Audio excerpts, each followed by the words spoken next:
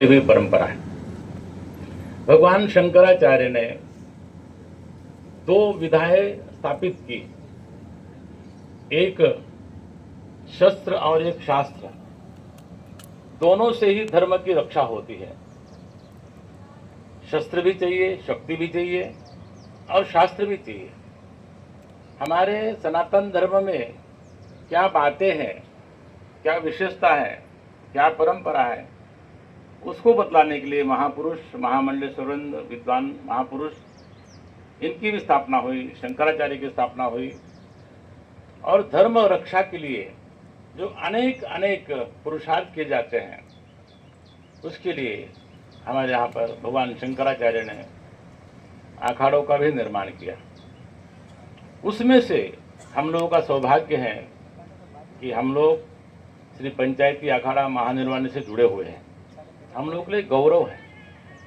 एक प्राचीन परंपरा जिसको हम कह सकते हैं कि उस विचारधारा में जहाँ सात्विकता हो, निर्मलता हो, एक दूसरे का सम्मान हो, ऐसे महानिर्वाणी अखाड़े के सहित 7 हमारे 10 नाम के अखाड़े हैं, अन्य भी अखाड़े हैं, और ये धर्म की रक्षा के लिए है।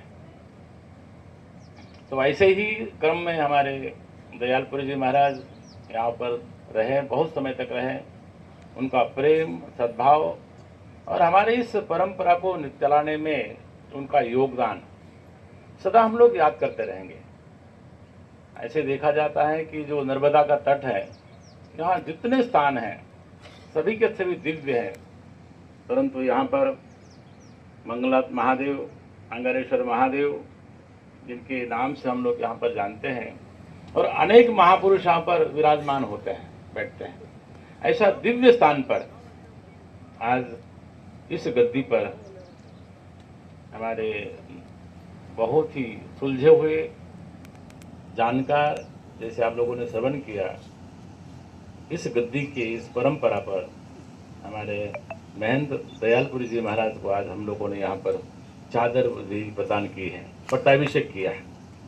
अब पट्टाभिषेक के बाद में यद्यपि अभी तक हो सकता है कि वो कभी स्वच्छंद घूमते हो, कहीं आते जाते हो, आज से समाज ने, संत समाज ने, हमारे अखाड़े के परंपरा ने, और साथ साथ में आप सभी भक्तों ने भी उन पर एक दायित्व दिया है, इस स्थान का संरक्षण करना और साथ साथ में हमारा सनातन जो धर्म है उसकी रक्षा के लिए नित्य निरंतर प्रयासरत रहना।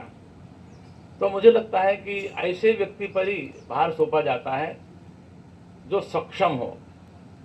तो मेरा भी मानना यही है कि वो स्वयं सक्षम भी है और काल परिस्थिति के अनुसार वो हमारे सनातन धर्म की रक्षा के लिए, हमारी पुरानी परंपरा की रक्षा के लिए वो सतत तत्पर रहेंगे।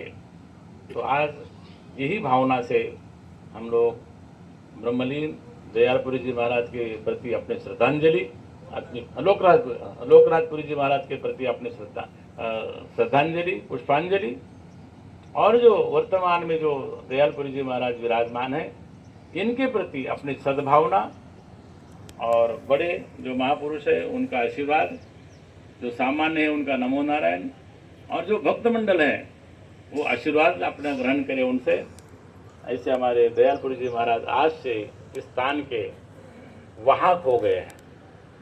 इस स्थान उनके निर्देशन में ये आगे बढ़ेगा, और आज तक ऐसा कोई भी व्यक्ति आया नहीं, कोई आया हो तो मुझे बताना, कि जो सदा रहा है, जो हमारा कार्यकाल है उसमें श्रेष्ठ करने का प्रयत्न करना।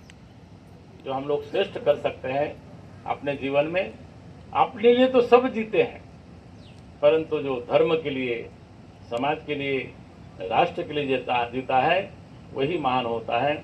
तो आज हम सब लोग संत समाज, भक्त वृंद सभी मिलकर के दयालपुरी जी महाराज के ऊपर एक बहुत बड़ी जवाबदारी दे रहे हैं, और मुझे पूर्ण आशा है कि उस जवाबदारी को, उस दायित्व को वो निभाने में वो सक्षम रहेंगे।